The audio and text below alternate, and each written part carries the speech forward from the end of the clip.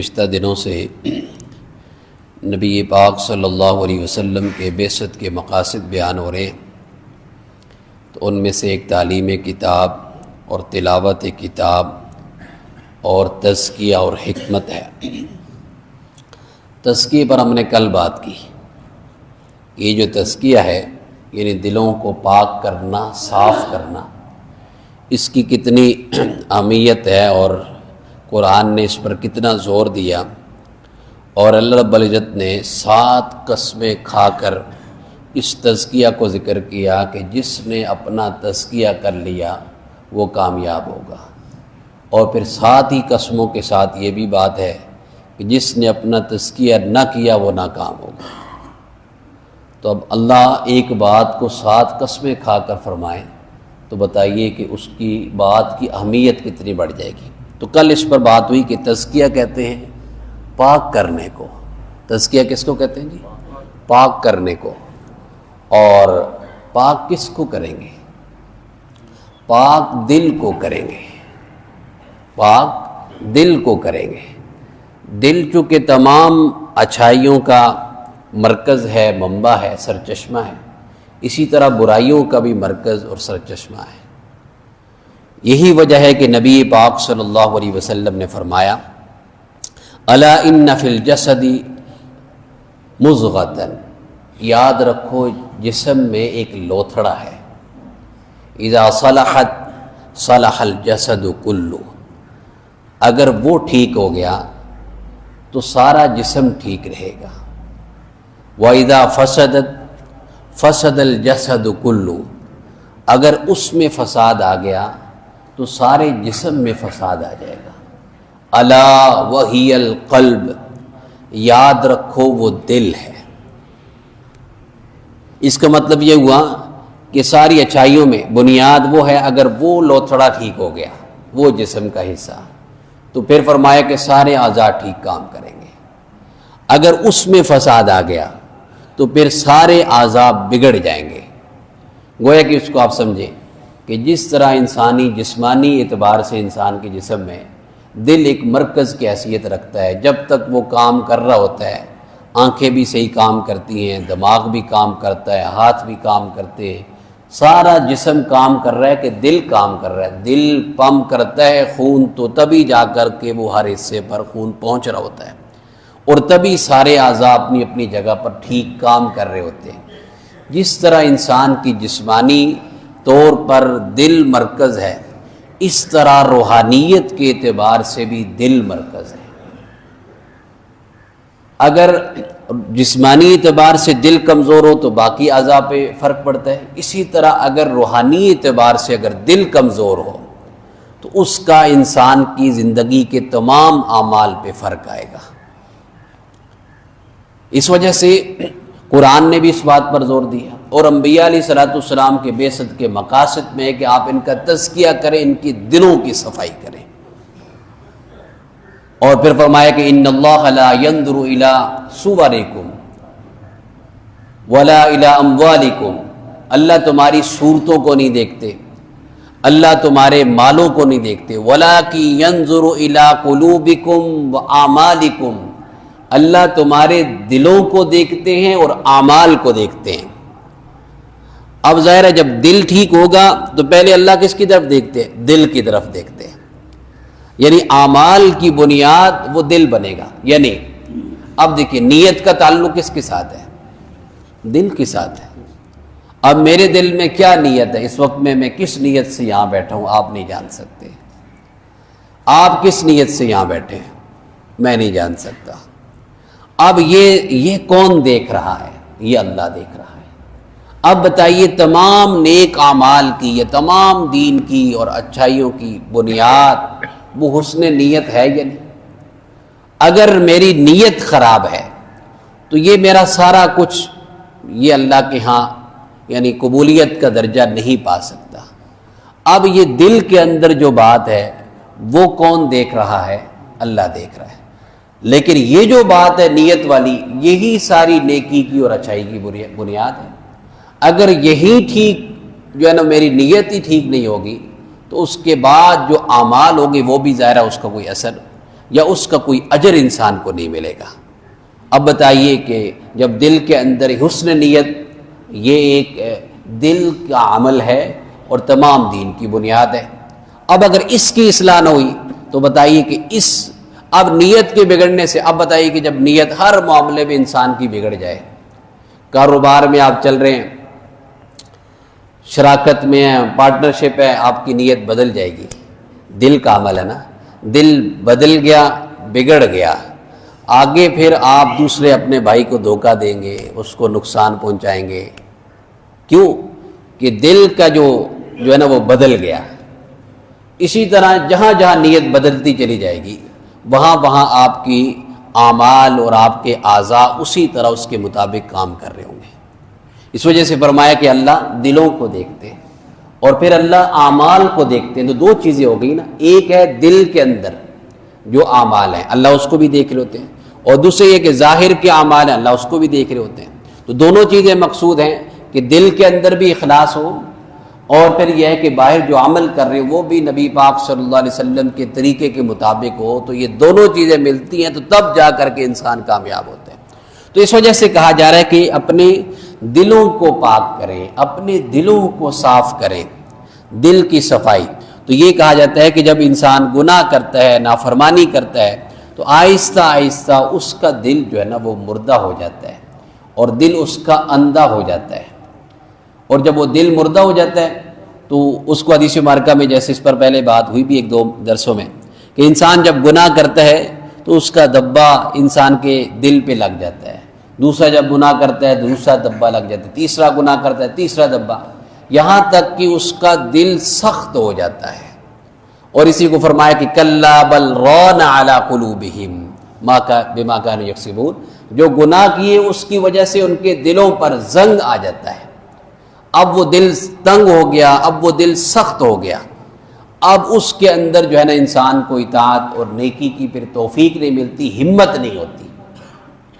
تو اسی کو کہتے ہیں دل کا مردہ ہو جانا، کہ دل مردہ ہو جاتا ہے، اور جب دل مردہ ہو جاتا ہے تو پھر بھی اس کے اندر کوئی جو ہے نا وہ اچھائی کا جذبہ اس کے اندر نہیں رہتا، دل اندھا ہو جاتا ہے۔ جیسے بینائی ہے انسان کی، جب تک بینائی ہے تو آپ اچھے برے کی تمیز کر سکتے ہیں، اپنے پرائے کی تمیز کر سکتے ہیں، جائز ناجائز کی آپ تمیز کر سکتے ہیں، لیکن اگر بینائی آپ کی نہ رہے تو اس کے بعد کیا ہوتا ہے کہ انسان اچھے برے کی، اپنے پرائے کی تمیز نہیں کر سکتا ہے۔ تو اسی طرح جب تک دل زندہ ہوتا ہے اور دل بینا ہوتا ہے تو تب تک انسان اچھائی اور برائی کی تمیز کر سکتا ہے، حلال و حرام کی تمیز کر سکتا ہے، لیکن جب یہ دل اندھا ہو جاتا ہے، جب دل سخت ہو جاتا ہے تو پھر جائز اور ناجائز، حلال و حرام کی تمیز مٹ جاتی ہے۔ اور اسی کو علامہ اقبال نے کہا نا کہ دلے بینا بھی کر خدا سے طلب، دلے بینا بھی کر خدا سے طلب، آنکھ کا نور دل کا نور نہیں۔ یعنی دل بینا، ایسا دل کہ جو زندہ ہو۔ اور فرمایا کہ یہ جو آنکھ کا نور، قرآن نے دوسری جگہ پر فرمایا کہ فَإِنَّهَا لَا تَعْمَى الْأَبْصَارُ وَلَكِنْ تَعْمَى الْقُلُوبُ الَّتِي فِي الصُّدُورِ، کہا کہ ان کی آنکھیں اندھی نہیں ہیں، وَلَكِنْ تَعْمَى الْقُلُوبُ الَّتِي فِي الصُّدُورِ، ان کے دل اندھے ہیں جو سینوں میں ہیں۔ اور قرآن نے ایک جگہ پر پہلی قوموں کا تذکرہ کرتے ہوئے ایک قوم کے بارے میں فرمایا کہ انہم کانوا قوما عمین، وہ اندھی قوم تھی۔ تو اب ایسا تو کہیں ثابت نہیں ہے کہ پوری کی پوری قوم اندھی تھی، اس کی آنکھیں نہیں تھی، ایسا تو نہیں ہے۔ قرآن نے ان کو اندھا کہا۔ وہ اندھا کس اعتبار سے کہا؟ کہ وہ نور بصیرت سے محروم تھے۔ ایک ہے بصارت جو آنکھوں کی بینائی ہے، اور ایک ہے بصیرت۔ قرآن کہتا ہے کہ وہ ساری قوم اندھی تھی، گویا کہ ان کے دل مردہ تھے، وہ اپنے دل کے اعتبار سے وہ اندھے تھے۔ تو یہ مردہ دل وہ کہتے ہیں۔ اور اسی کو انبیاء علیہ الصلوۃ والسلام کو بھیجا کہ آپ دل کا تزکیہ کریں، دل کو پاک کریں، دل کو زندہ کریں۔ اور جب دل زندہ، اور قرآن نے ایک جگہ پر بنی اسرائیل کو ذکر کیا، بنی اسرائیل کو فرمایا کہ ثم قست قلوبکم من بعد ذلک فہی کالحجارۃ او اشد قسوا، بنی اسرائیل کے دل سخت ہو گئے. ثم قست قلوبکم، پھر تمہارے دل سخت ہو گئے. فہی کالحجارۃ او اشد قسوا، اتنے سخت ہو گئے کہ جس طرح پتھر ہوتا ہے. او اشد قسوا، یا پتھروں سے بھی زیادہ سخت.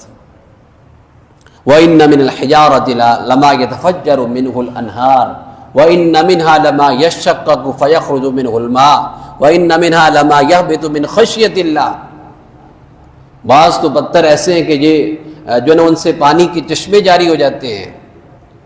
اور وَإِنَّ مِنْهَا لَمَا يَهْبِطُ مِنْ خَشْيَةِ اللَّهِ، بعض ایسے ہیں کہ جو اللہ کی خشیت سے، اللہ کے خوف سے وہ لڑک جاتے ہیں، گر پڑتے ہیں. قرآن کہتا ہے کہ ان کے اندر ایک خاص جو نا حد تک ان کے اندر خشیت الہی ہوتی ہے. لیکن قرآن کہتا ہے کہ ایمان، یہ جو بنی اسرائیل کو تذکرہ کیا کہ یہ ان کے دل اتنے سخت ہو گئے کہ پتھروں سے بھی زیادہ سخت ہو گئے.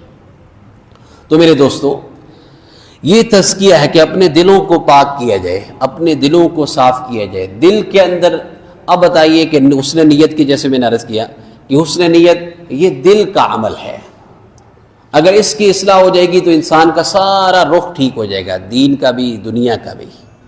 اور تمام اچھائیوں، جب انسان کی نیت ہر معاملات میں اگر اس کی نیت اچھی ہے، عبادات میں اس کی نیت اچھی ہے، طاعات میں اس کی نیت اچھی ہے، تو اب ظاہر اس کا دل کا معاملہ تھا، یہ دل کا فعل اور عمل تھا، اس نے اگر اس کو ٹھیک کر لیا اس کی زندگی سنور جائے گی.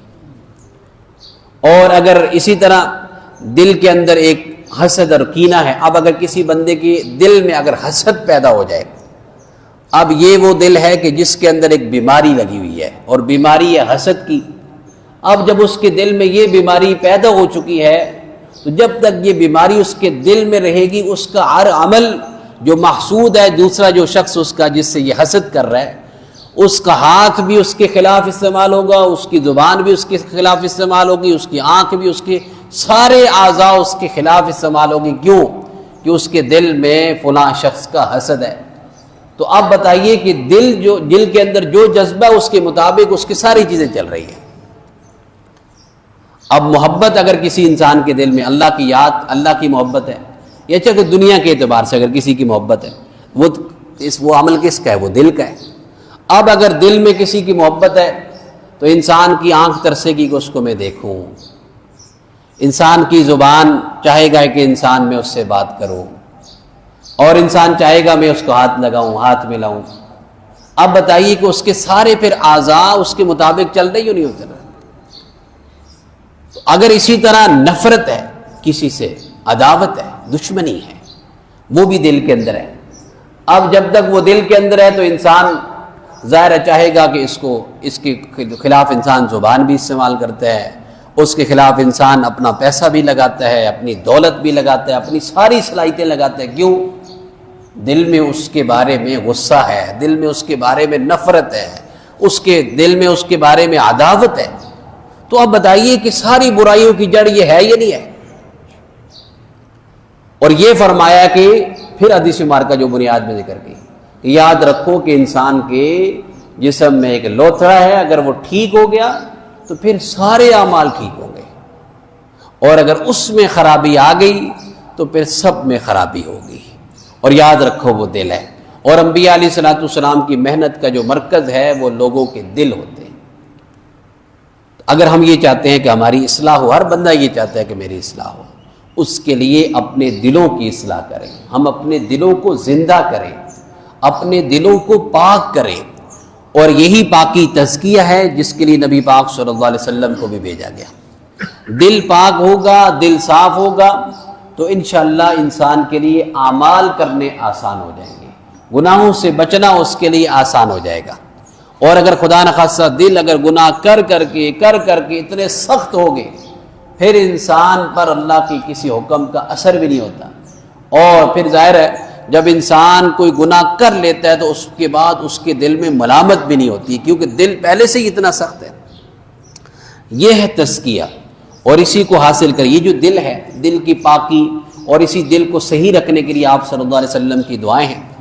یا مقلب القلوب ثبت قلبی علی دینک، یا مقلب القلوب، اے دلوں کو پھیرنے والے، ثبت قلبی علی دینک، اے اللہ میرے دل کو اپنے دین پر قائم رکھ. اور ایک اور دعا ہے یا مصرف القلوب صرف قلبی علی طاعتک، اے دلوں کو پھیرنے والے میرے دل کو اپنی طاعت کی طرف پھیر دیجئے. یہ دعا مانگی جا رہی ہے. اور اللہ رب العزت نے قرآن پاک میں فرمایا کہ یوم لا ينفع مال ولا بنون الا من اتى اللہ بقلب سلیم. فرمایا کہ اس دن مال اور اولاد یہ کام نہیں آئے گی. الا من اتى اللہ بقلب سلیم، مگر وہ جو قلب سلیم لایا، سالم دل لایا، سلامتی والا دل ہے. وہ سلامت کس سے ہو؟ وہ حسد سے سلامتی جو نا وہ سلامت ہو، وہ اسی طرح بغض سے سلامت ہو، اور اسی طرح عداوت سے ہو، کینہ سے ہو. یہ ساری بیماریوں سے پاک جو دل لایا، قرآن کہتا ہے کہ وہ کامیاب ہوگا دل، کیونکہ اللہ رب العزت دلوں کو دیکھیں گے. اس وجہ سے ہم اپنے دلوں کی صفائی، اسی کا نام تزکیہ ہے. جب ہم اس کو حاصل کریں گے تو انشاءاللہ پھر ہماری زندگی بدل جائے گی. اور ایک بزرگ نے کیا خوب کہا، کہنے لگے کہ دیکھو جس چیز کو اللہ دیکھتے ہیں، اللہ نے فرمایا کہ اللہ تمہاری صورتوں کو نہیں دیکھتے، اللہ تمہارے مالوں کو نہیں دیکھتے، بلکہ اللہ تمہارے دلوں کو دیکھتے ہیں. کہا کہ جو صورت، یہ چہرہ جس کو لوگ دیکھتے ہیں، آپ اس کو تو دن میں کئی مرتبہ اس کو دھوتے ہیں، اس کو صاف کرتے ہیں. وہ دل جس کو اللہ دیکھتے ہیں، اس کو بتاؤ دن میں کتنی مرتبہ صاف کرتے ہیں. اور پھر یہ ہے کہ یہ دل کس کا مسکن ہے؟ اللہ کا مسکن ہے، جو بنانا چاہے. ہر ایک دل نہیں ہوتا. یعنی فرمایا کہ اللہ ٹوٹے دلوں میں رہتے ہیں، اور جو خالق کی کائنات، مالک کی، تصور نہیں کیا جا سکتا کہ وہ کسی جگہ پر سما سکتا ہے، لیکن وہ ایک ایمان والے کے دل میں سما جاتا ہے. اس کی اپنی شان ہے، کماش یلی کو بھی شانی، جیسے اس کی شان کے مناسب ہے. لیکن اور پھر یہ ہے کہ جب ہم یہ چاہتے ہیں کہ ہمارے دل میں اللہ ہو، ہمارے دل میں اللہ کی محبت ہو، تو ایک برتن جس میں ہم نے دودھ رکھنا ہے، جس برتن میں ہم نے دودھ ڈالنا ہے، اگر اس میں غلاظت ہو، اس میں ناپاکی ہو، اس میں ہم دودھ نہیں رکھتے، ہم نہیں دودھ ڈالتے، پانی نہیں اس میں ڈالتے ہیں. تو جس دل میں عداوت ہو، بغض ہو، نفرت ہو، حسد ہو، کینہ ہو، لالچ ہو، حرص ہو، ہوس ہو، اتنی ساری بیماریوں کی ہماجگاہ بنا ہوا ہو جو دل، بتائیے کہ اس میں رحمت الہی اور ذات باری تعالیٰ کیسے آ سکتی ہے؟ یہ تو نور ہے. نور اور ظلمت جمع نہیں ہو سکتی. نور اللہ کی محبت ہے، اللہ کی معرفت ہے. وہ جو ہے نا، اور پہ یہ کہ یہ جتنی بیماریاں یہ سب کے سب ظلمت ہے. اور اگر ہم یہ چاہتے ہیں کہ اللہ کی ذات کی محبت ہمارے دل میں آئے تو ہم اپنے دلوں کو صاف کریں گے. گویا کہ اللہ رب العزت مہمان ہیں اور ہم میزبان ہیں. کسی نے ایک بزرگ سے پوچھا کہ اگر اللہ رب العزت تو قادر ہے نا کہ وہ دل کو خود ہی صاف کر لیں، تو انہوں نے کہا کہ بات دراصل یہ ہے کہ انسان کا دل، انسان خود یہ میزبان ہے، اور اللہ کی رحمت اور اللہ کی ذات وہ انسان کے دل میں مہمان ہوگی. تو گھر کو صاف کرنا یہ میزبان کا کام ہے، مہمان کا کام نہیں ہے.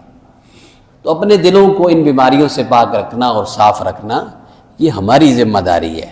اب یہ دل کیسے صاف ہوں گے، یہ تزکیہ کیسے حاصل ہوگا، تو انشاءاللہ اس پر پھر بات ساتھ ساتھ کرتے رہیں. لیکن کل بھی آخر میں بات کی تھی، پھر ایک حدیث مبارکہ جو کہ بعض کا ساتھی نہیں بھی ہوتے تو بات یہاں مکمل ہو جائے. فرمایا کہ لکل شیء ثقالہ، ہر چیز کو سیکل کرنے کی کوئی چیز ہوتی ہے، اس کو صاف کرنے کے لیے.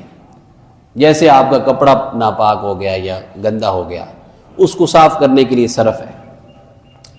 اسی طرح اگر لوہے کو زنگ لگ گیا، اس کو ریگ مال کے ساتھ اس کو صاف کریں گے. ہر چیز کی صفائی کی اپنی کوئی نہ کوئی چیز ہے، مختلف چیزیں. اب سونا ہے، اس میں اگر کھوٹ آ گیا، اس کو آگ میں تپایا جائے گا، تب جا کر کے اس کی جو کھوٹ ہے یا اس کی جو ساتھ اضافی چیزیں ہیں وہ اس سے علیحدہ ہوں گی.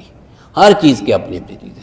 فرمایا کہ لکل شیء ثقالہ وثقالۃ القلوب ذکر اللہ، اور دلوں کو سیکل کرنے والی، صاف کرنے والی جو چیز ہے وہ اللہ کا ذکر ہے. جو بندہ اللہ کا ذکر کرتا چلا جائے گا اس کا دل دھلتا چلا جائے گا. ایک اور جگہ پر میں نے کسی کا واقعہ پڑھا، انہوں نے کہا کہ اللہ دلوں کو کیسے صاف کریں، یہاں تو پانی نہیں پہنچتا، تو کہا گیا کہ آپ اس کو آنسوؤں کے پانی سے صاف کریں، اس کو دھو لیں۔ وہ آنسوؤں کا پانی کہاں ہے؟ جب انسان اللہ کے سامنے گڑ گڑاتا ہے، روتا ہے، تہجد میں روتا ہے، نمازوں میں روتا ہے، یہ وہ پانی ہے آنکھ سے برسنے والا، آنکھ سے نکلنے والا، جس سے دل دھلتا ہے، جس سے دل صاف ہوتا ہے۔ تو اللہ کے ذکر کے تمام طریقے یہ سارے کے سارے وہ ہیں کہ جو دلوں کو صاف کرتے ہیں۔ نبی پاک صلی اللہ علیہ وسلم نے بھی، اب اگر آپ صلی اللہ علیہ وسلم کے اس کو دیکھیں، آپ کی تعلیمات کو، تو ہر موقع کی دعا اور ذکر آپ نے کثرت کے ساتھ بتایا۔ اور صوفیاء کرام جن کا مقصد یہ ہے کہ لوگوں کے دلوں کو صاف کیا جائے، پاک کیے جائے، تزکیے، تو ان کی جو ان کی جو تعلیمات کا مرکز ہوتا ہے وہ بھی ذکر ہوتا ہے، اور اس کے مختلف طریقے ہیں، لیکن یہ ہے کہ ہوتا بنیادی طور پر وہ ذکر ہی ہے، جس سے جا کر کے انسان کے دلوں میں